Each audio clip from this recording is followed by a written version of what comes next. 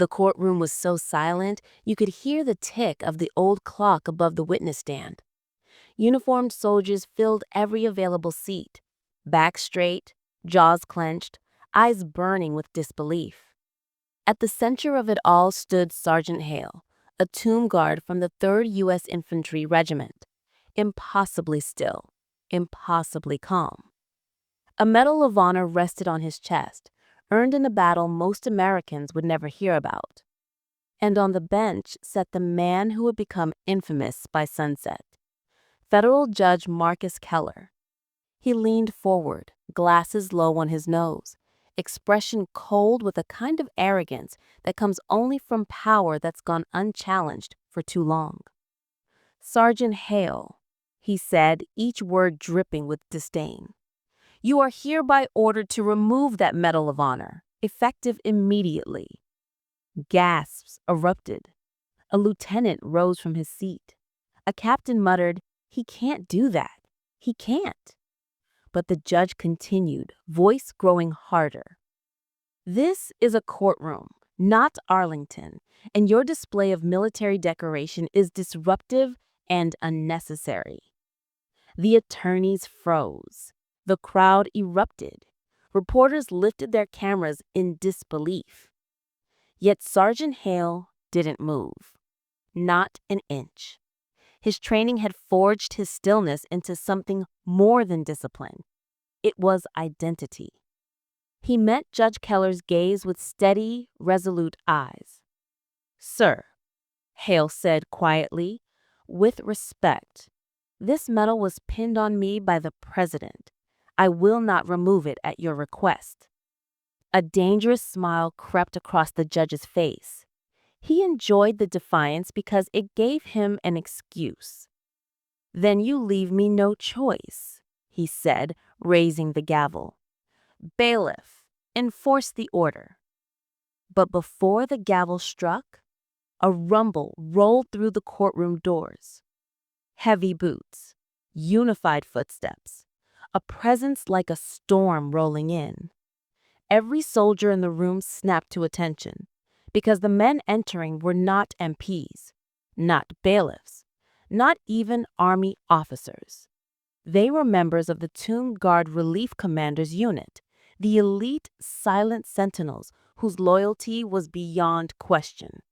And at their head walked Commander Rourke, eyes locked on the judge like a man staring down a threat to the nation's soul.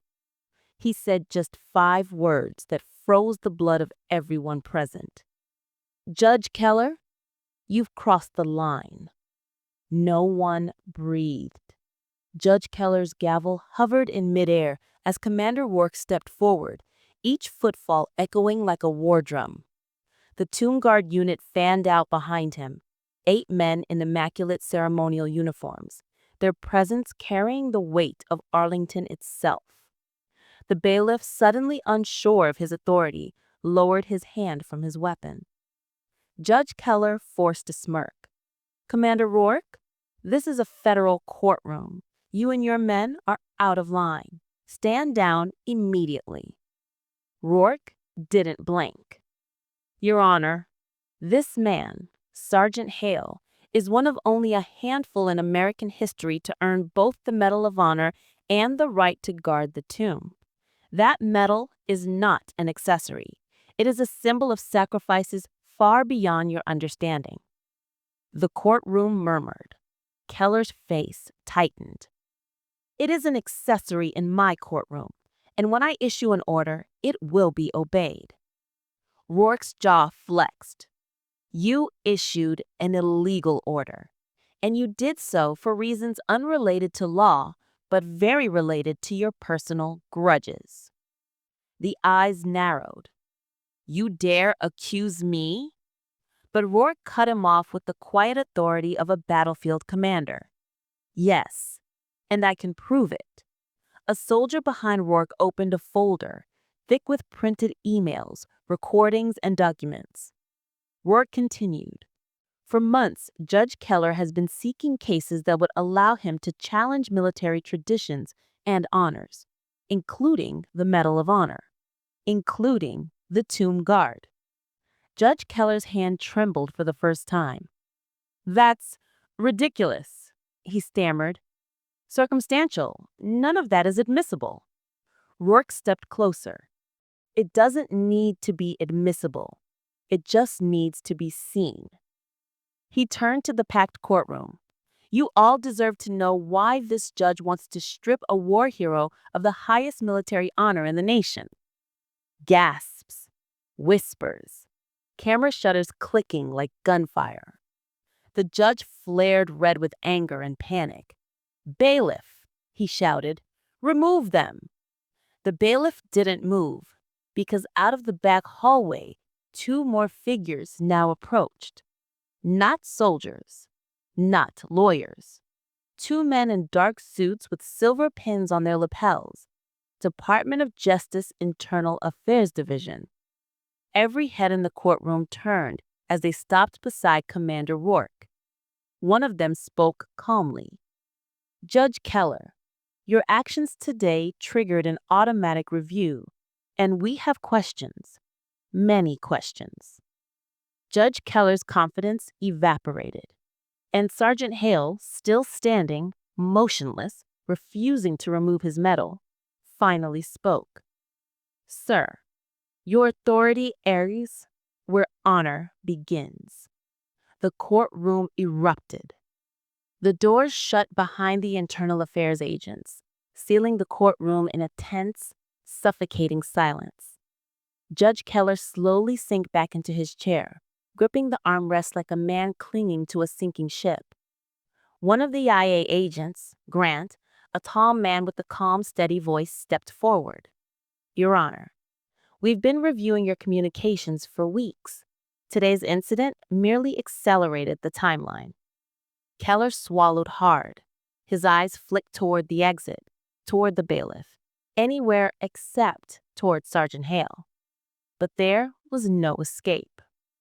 Grant laid a stack of documents on the judge's bench.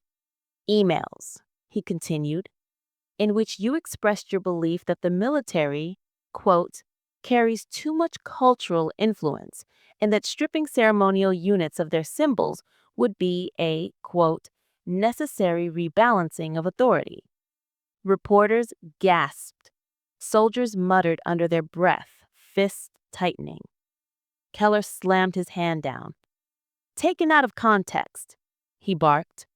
"I was discussing constitutional theory, not endorsing anything." The second IA agent, Ramirez, stepped forward with a small audio recorder. "Then what about this?" He pressed play. Keller's own voice filled the room. "And those tomb guards, they think their rituals make them untouchable. If I had the chance, I'd drag one of them off that pedestal myself." The courtroom froze. Even the air seemed stunned. Commander Rourke took a single step forward, his voice low. "Dangerous. You threatened the integrity of the tomb guard. You threatened the men who dedicate their lives to honor those who never came home." Keller's face was pale now. I didn't mean." But Grant cut him off. "We're not finished." He lifted another sheet of paper, an unsigned order Keller had drafted 2 months earlier, a proposal to restrict military uniforms, decorations, and honors inside federal buildings, a policy that would begin that targeting ceremonial units, including the tomb guard. Ramirez looked the judge in the eyes. "You weren't enforcing courtroom decorum, Judge Keller. You were trying to set a precedent, a legal foothold. Today's order wasn't about the Medal of Honor at all. It was about your personal crusade."